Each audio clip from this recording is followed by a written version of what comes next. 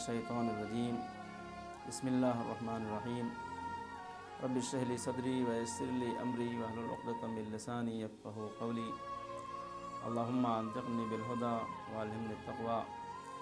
قال اللہ سبحانہ تبارک و تعالی بسم اللہ الرحمن الرحیم یا ایہا الناس انا خلقناکم من ذکر و انثی وجعلناکم شعوبا وقبائل لتعارفوا ان اکرمکم عند اللہ اتقاکم ان اللہ علیم خبیر۔ ناظرین، آپ تمام حضرات کی خدمت میں روز ولادت مولا کائنات حضرت علی بن ابی طالب علیہ السلام ہماری طرف سے، ہماری ٹیم اور ہمارے چینل کی طرف سے، جامعۃ البطور کی طرف سے بہت بہت مبارک ہو، اور ہم سب کی طرف سے ہمارے وقت کے امام عجل اللہ تعالیٰ فرجہ شریف کی خدمت میں اس مبارک موقع کی مبارکباد ہم پیش کرتے ہیں۔ جیسا کہ ہم نے وعدہ کیا تھا کہ اسلامی شادی کے بعد ہم اسلامی فیملی سسٹم کی ایک سیریز کو شروع کریں گے، اور الحمدللہ آج کا یہ مبارک دن اور یہ مسعود وقت اس وعدے کو مکمل کرنے کے لیے آ گیا ہے۔ چنانچہ ہم آج کے اس ایپیسوڈ میں صرف مختصر ان ہیڈنگز کو عرض کریں گے جو ہمارے آنے والے پروگرام میں آپ کے سامنے پیش کی جانے والی ہے۔ اسلامی فیملی سسٹم، سب سے پہلی بات تو یہ کہ اس کی ضرورت کیوں ہے اور ہم نے اس سیریز کو انتخاب کیوں کیا ہے۔ کسی بھی خانوادے میں جو مشکلات ہیں، عام طور سے ان مشکلات کی طرف لوگ توجہ نہیں کرتے ہیں، اور خاص طور سے یہ ہمارا ہندوستان، پاکستان اور یہ مڈل ایسٹ کا علاقہ جن مشکلات میں گھرا ہوا ہے، اور جو فیملی کے ان کے مسائل ہیں ان کے اوپر کسی کی توجہ نہیں ہوتی ہے۔ جن مسائل کی بنیاد کے اوپر بہت سے دوسرے مسائل کھڑے ہوتے ہیں، اس کا بنیادی مسئلہ فیملی سسٹم ہے، نظام خانوادہ۔ ہمارے پاس ہندوستان، پاکستان وغیرہ میں جو فیملی سسٹم ہے وہ اسلامک فیملی سسٹم نہیں ہے،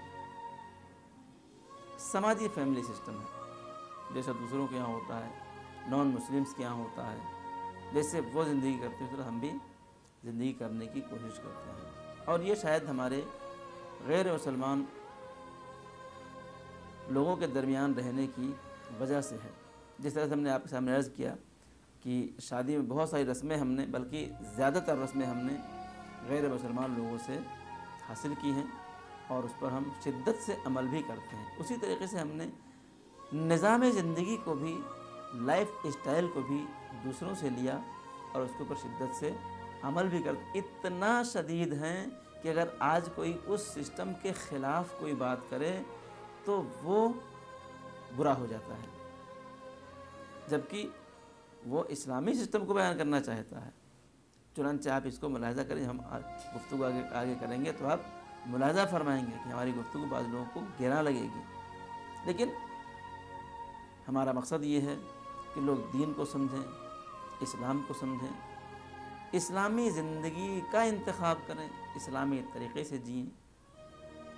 چنانچہ ہمارے اس ایپیسوڈ میں ہم جو گفتگو کرنے والے ہیں اس کے خاص مسائل کچھ اس طریقے سے ہیں کہ ہم بیان کریں گے کہ فیملی کیا ہے اور فیملی کی قسمیں کیا ہیں، اسلامی فیملی اور غیر اسلامی فیملی، پھر خاندان اور فیملی میں فرق کیا ہے۔ ہم بعض اوقات چیزوں کو ملا دیتے ہیں، خاندان الگ ہے اور فیملی الگ ہے۔ خاندان کی تشکیل کیسے ہوتی ہے، فیملی کی تشکیل کیسے ہوتی ہے؟ فیملی کی تشکیل الگ ہے، خاندان کی تشکیل الگ ہے۔ ایک شادی ایک فیملی کو تشکیل دینے کا ذریعہ ہوتی ہے۔ انشاءاللہ اس کی گفتگو تفصیل سے آپ کے سامنے پیش کی جائے گی۔ شادی کے بعد ایک فیملی کو کس طرح جینا چاہیے، اسلامی طریقے سے یا غیر اسلامی طریقے سے، وہ آپ سامنے گفتگو کی جائے گی۔ سماجی فیملی سسٹم کی بڑی مشکل جوائنٹ فیملی ہے، اس کے اوپر انشاءاللہ ہم گفتگو بہت تفصیل سے کریں گے، شاید کئی ایپیسوڈ ہو جائے اس میں، کہ جو سب سے بڑی مشکل ہے وہ کیا ہے، وہ جوائنٹ فیملی سسٹم ہے، جس کی وجہ سے آج ہمارا پورا سماج مشکل میں ہے، پریشانی میں ہے، لیکن ہم اس پریشانی کو دور کرنے کی کسی طرح کوشش کرنے کی کوشش نہیں کرتے ہیں۔ کیا اسلام میں جوائنٹ فیملی سسٹم کا تصور ہے؟ آپ کو تعجب ہوگا کہ مولانا کیا کہہ رہے ہیں، لیکن حقیقت یہ ہے کہ انشاءاللہ آپ کو جب بیان کریں گے کہ اسلام میں کیا جوائنٹ فیملی کا سسٹم ہے کہ نہیں ہے، اس کی مثالیں آپ کے سامنے پیش کریں گے اور اس کے مسائل کو پیش کریں گے تو آپ کو سمجھ میں آئے گا۔ جوائنٹ فیملی کی مشکلات کیا ہیں؟ جوائنٹ فیملی کے بہت سارے مشکلات ہیں، اور اگر کہا جائے تو جوائنٹ فیملی ہی ام الامراض ہے ہمارے سماجی مسائل کا، جس کے اوپر انشاءاللہ تفصیل سے ہم گفتگو کریں گے۔ ہمارے پاس بہو اور داماد کا تصور کیا ہے؟ لوگ ایک داماد کو کس طرح دیکھتے ہیں اور ایک بہو کو کس طرح سے دیکھتے ہیں، بہو کے ساتھ کیا رویہ ہوتا ہے، کیا بیہیویئر ہوتا ہے، اور داماد کے ساتھ کیا رویہ ہوتا ہے، ان تمام چیزوں کو انشاءاللہ ہم تفصیل سے آپ کے سامنے بیان کریں گے۔ خواتین کا کردار فیملی میں سب سے اہم ہوتا ہے۔ ایک عورت فیملی کو بنانے میں بنیادی کردار ادا کرتی ہے۔ یہی عورت چاہے تو ایک فیملی کو جنت بنا سکتی ہے، اور یہی ایک عورت چاہے تو فیملی کے ساتھ ساتھ پورے خاندان کو جہنم بنا سکتی ہے۔ لہذا خواتین کا کردار بہت اہم ہوتا ہے، اسی لیے ہم اکثر اس بات کو کہتے ہیں کہ لڑکیوں کی تربیت بہت زیادہ اہم ہے، جس میں ماؤں کا کردار بہت زیادہ کلیدی ہے۔ لوگوں کی سوچ یہ ہوتی ہے کہ بیٹی خوش رہے، جس طرح ہم یہ سوچتے ہیں کہ بیٹی خوش رہے، جیسے میں بھی سوچے کہ بہو بھی خوش رہے۔ ہم بہو اور بیٹی میں جو فرق کرتے ہیں اس کی تفصیلات انشاءاللہ آپ سامنے بیان کی جائے گی۔ اسلامی نظام میں شوہر اور بیوی کے حقوق کس طرح ہیں اور ہم سماجی نظام میں کس طریقے سے پامال کرتے ہیں، ہم کسی کی رعایت بھی نہیں کرتے ہیں۔ اصل میں ہم حقوق کی ادائیگی کو اسلام سمجھتے ہی نہیں ہیں۔ انشاءاللہ جب اس کی گفتگو ہوگی تو آپ کو سمجھ میں آئے گا کہ اللہ اپنے حق کو تو معاف کر سکتا ہے، لیکن حقوق العباد کو اللہ معاف نہیں کر سکتا جب تک بندے معاف نہ کر دیں۔ چنانچہ اگر کسی بیوی نے اپنے شوہر کے حق کو پامال کر رکھا ہے تو وہ مشکل میں پڑے گی، اگر کسی شوہر نے اپنی بیوی کے حق کو پامال کر رکھا ہے تو اس کو مشکل ہوگی۔ یعنی یہ مسائل بہت اہم ہیں۔ انشاءاللہ ان تمام چیزوں کو آپ سامنے ہم بیان کریں گے۔ ہم آپ سے گزارش کریں گے کہ آپ ہمارے اس چینل کو دیکھتے رہیے، ہمارے اس سیریز کو خاص طور سے ملاحظہ فرماتے رہیے، اور ہم آپ کے مفید کمنٹس کے محتاج ہیں اور اس کے منتظر ہیں۔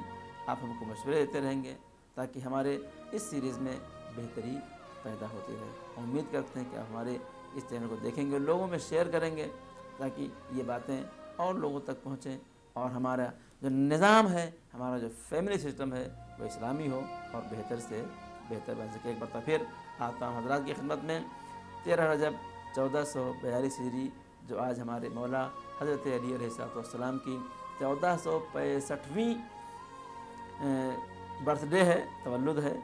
ہم آپ سب کی خدمت میں مبارکباد پیش کرتے ہیں اور امید کرتے ہیں کہ اللہ تعالی ہمیں ان ایام کی سعادتوں اور نیکیوں سے استفادہ کرنے کی توفیق عطا فرمائے۔ میں پھر عرض کروں گا کہ آج 13 ہے، کل 14 ہے اور پرسوں 15 تاریخ کو امر داؤد سب کے لیے بہت اہم ہے۔ اپنی مشکلات جو اللہ کی بارگاہ میں آپ پیش کرنا چاہتے ہیں اور حل کرنا چاہتے ہیں، امر داؤد کے ذریعے سے حل کی جا سکتی ہیں، جس کی بہت سی روایتیں ہیں۔ امید کرتے ہیں کہ ہمارے ناظرین ان ایام میں روزے رکھیں گے، اپنے مولا کا جشن منائیں گے، قصیدے پڑھیں گے، محفلیں ہوں گی اور عمل داؤد کریں گے، اور ہم کو بھی دعا میں یاد رکھیں گے۔ السلام علیکم ورحمۃ اللہ وبرکاتہ۔